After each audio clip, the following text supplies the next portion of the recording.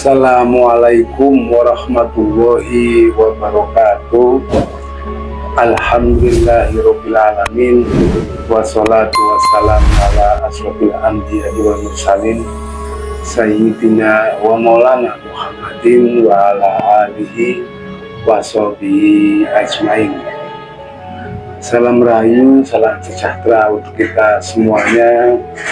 Salam, Om Swastiastu, Namo Buddhaya, salam kebajikan, Wedang Yen.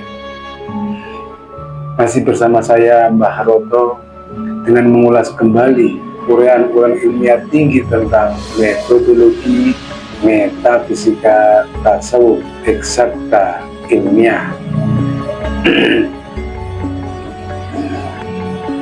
Dan kehidupan dunia ini tidak lain hanyalah permainan dan senda gurau. Dan sesungguhnya negeri akhirat itulah kehidupan yang sebenarnya, sekiranya mereka mengetahuinya. Quran surat Al-Ankabut artinya ayat tadi mengatakan bahwasanya akhirat adalah alam yang lebih nyata ketimbang alam dunia. Tetapi bagi orang yang bisa membuktikannya, jadi jika orang tidak bisa membuktikan, maka dunia ini adalah kenyataannya dan alam akhirat menjadi hayalan belaka. Nah, jadi karena ini ilmiah, mesti kita pakai nalar tinggi-tinggi. Positif dikali positif sama dengan positif. Negatif dikali negatif sama dengan positif juga. Kenyataan dikali kenyataan sama dengan kenyataan konkret. Nah, abstrak dikali abstrak sama dengan kenyataan juga. Nah, ini adalah tentang dunia dan akhirat. Sebagaimana kita tak ketahui, alam dunia adalah alam fisika. Alam dunia adalah alam kenyataan jika antara alat pembaca virtual alam dimensinya bersinergi atau sinkron dengan alat pembaca kesadarannya. Jadi dunia ini menjadi kenyataan jika fisika dikali fisika atau kenyataan dikali kenyataan baru menjadi kenyataan konkret. Dunia ini adalah kenyataan yang konkret, dimensi alam dunia, kemudian alat pembacanya pun alat pembaca di dunia, yaitu akal yang melalui interaksi panca indera. Makanya dunia ini menjadi kenyataan. Sedangkan kata Nabi, akhirat adalah alam yang lebih nyata ketimbang dunia. Nah, maka kita mesti mencari pembandingnya. Jika alam akhirat adalah alam yang abstrak, alam metafisika, maka pembandingnya agar menjadi kenyataan satu-satunya adalah abstrak berbanding dengan abstrak atau metafisika berbanding dengan metafisika. Dan ini artinya virtual alam dimensi akhirat mesti dibaca dengan alat kesadaran yang ada di alam akhirat.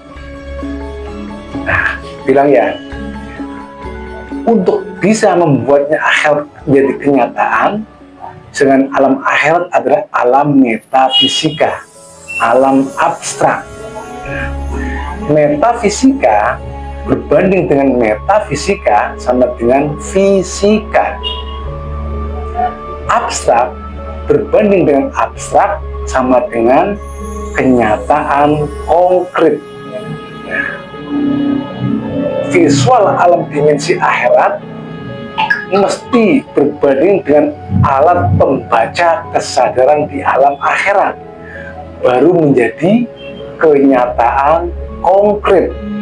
Nah, sebagaimana sering kami sampaikan, dunia adalah alam yang dipakai jasmani beserta dengan rangkaiannya, akal dan panca indera, itu jasmania.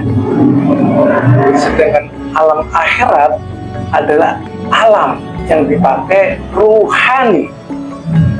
Nah, maka alam akhirat dibaca dengan kesadaran akal, alamnya alam akhirat abstrak, dibaca dengan kesadaran akal, panca indera, yang ini adalah nyata. Yang nyata itu substansinya adalah positif. Abstrak dibaca dengan alat pembaca yang positif, negatif dikali positif sama dengan negatif. Artinya, melihat alam akhirat dengan akal panca indera itu hanya menjadi hayalan belaka, sekedar cerita, dugaan. Sedangkan parameter ilmu yang diterima oleh Allah Ta'ala itu adalah ilmu hakul yakin. Artinya nggak ada dugaan, nggak ada hayalan, tetapi dengan pembuktian secara empiris. Dengan begitu, untuk mengetahui alam akhirat, mesti pembacanya bukan dengan akal panca indera, akan tetapi mesti dengan alat pembaca yang metafisika juga, atau yang abstrak juga, yaitu ruhania.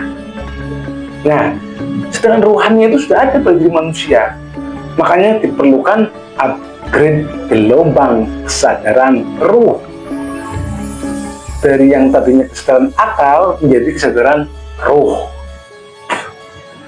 Jadi sampai kapanpun, jika ruhani pada diri manusia tidak pernah di-upgrade gelombang kesadarannya, tidak pernah dinaikkan kesadarannya, tidak pernah dikafahkan, dihidupkan, maka sampai kapanpun alam akhirat akan menjadi hayalan fata morgana. Makanya banyak sekali yang mengatakan alam akhirat itu nanti, padahal alam akhirat itu sekarang. Kenapa nanti? Karena alat pembaca kesadarannya itu tidak sesuai dengan alam virtual dimensinya, dan tidak mengetahui bagaimana cara mengaktifkan ruhani kita di alam akhirat. Sebagaimana tadi yang kami bilang, metafisika sebenarnya adalah alam fisika di alam meta. Meta itu alam tak berlafal, tak berhuruf. Nah, metafisika itu suatu alam yang sudah ada alat pembaca kesadarannya, ada alat pembaca kesadaran, ada pembaca virtual dimensi. Nah, itu metafisika. Nah, metafisika adalah fisika di alam meta. Nah, artinya dunia ini adalah kenyataan yang konkret.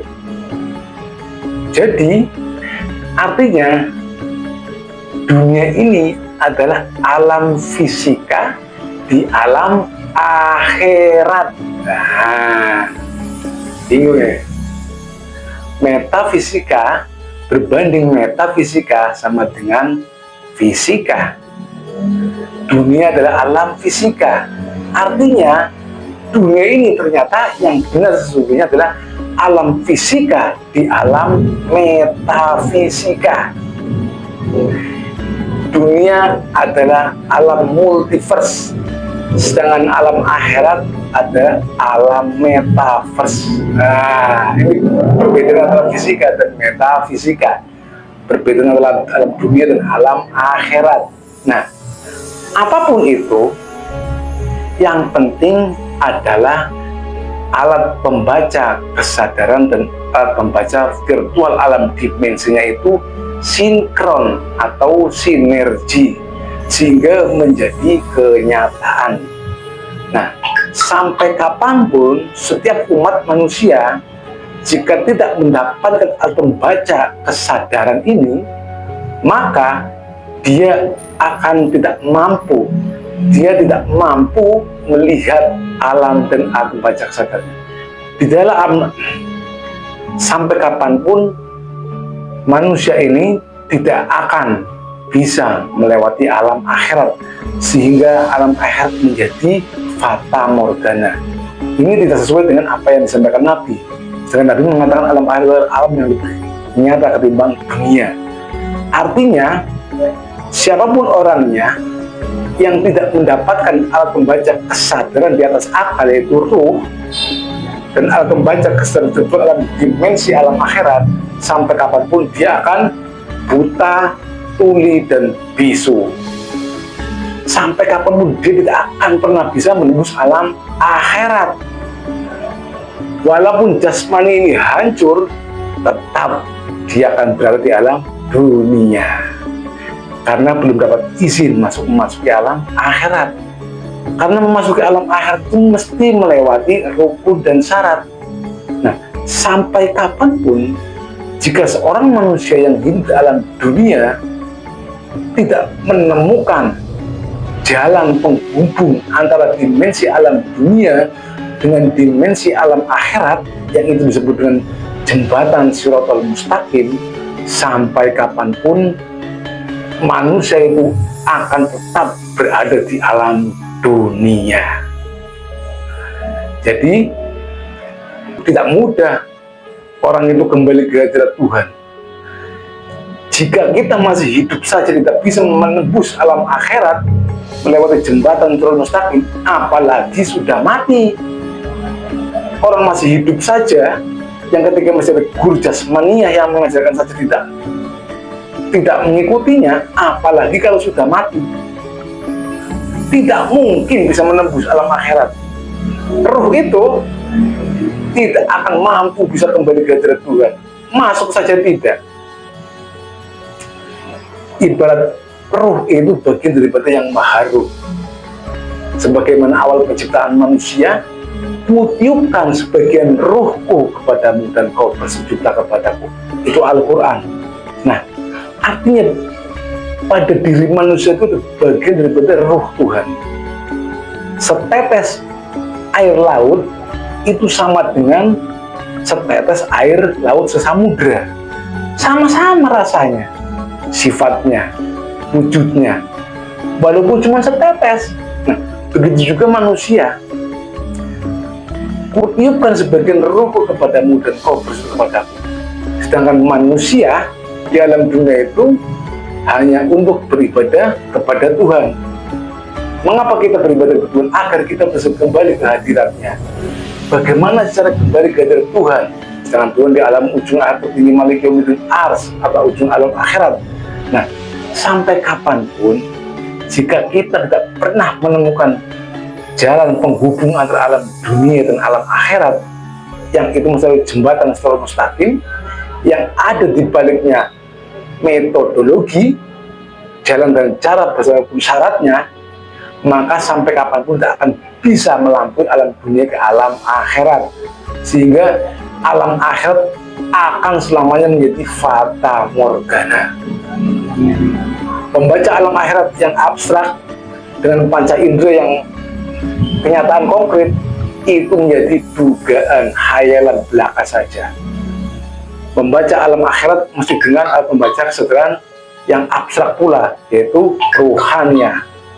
Jadi berbanding alat pembacanya.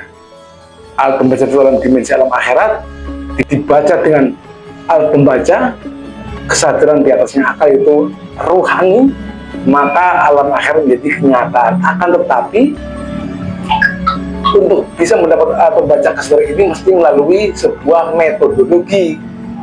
Yang dibalik metodologi ini, yang pertama ada wasilah, kemudian ada jembatan Shiratal Mustaqim, dan juga ada rasul utusan yang membacakan ayat-ayat qadim, dan yang terpenting adalah semua itu ada di baliknya metodologi yang waris dan mutlak. Jadi siapapun, maaf saja, bagi yang tidak ketemu dengan metodologi yang waris dan mutlak, sampai kapanpun alam akhirat akan menjadi fata morgana. Ini tidak sesuai dengan apa yang dikatakan Nabi. Padahal alam akhirat adalah alam yang kenyataan lebih nyata ketimbang dari alam dunia. Jika tidak mendapatkan alat pembaca kesadaran alam akhirat, kita ketemu dengan jembatan penghubung antara alam dunia dan alam akhirat, yaitu Sirotol Mustaqim, beserta dengan bimbingan guru rohani utusan di zamanmu sendiri, dengan melewati sebuah jalan dan cara beserta rukun syaratnya, yaitu metodologi, sampai kapanpun manusia akan tetap berada di alam dunia. Walaupun jasmaninya hancur, tidak akan bisa pernah menyeberang ke alam akhirat, tetap di alam dunia sebagai kelahiran ulang kembali. Yang sebelumnya itu ada catatan di Lauh Mahfud. Catatan siapa itu? Catatan kehidupan kita sebelumnya. Jadi selesaikan alam akhirat ketika kita masih hidup, mumpung masih ada guru jasmani yang bisa membimbing, menunjukkan jalan, caranya, kendaraannya, adaptasinya di dalam menyeberangi alam akhirat, dan juga mengenal akan Allah Ta'ala, ma'rifatullah. Demikian yang kami sampaikan pada hari ini. Ini adalah tentang praktek metodologi qadim Tarekat Naqsabandiyah Nusantara. Salam berbangsa agama tauhid, salam kerukunan agama beragama, salam taklim marifat, ilai anda maksudi wa ridho kamatubi. Wassalamualaikum warahmatullahi wabarakatuh.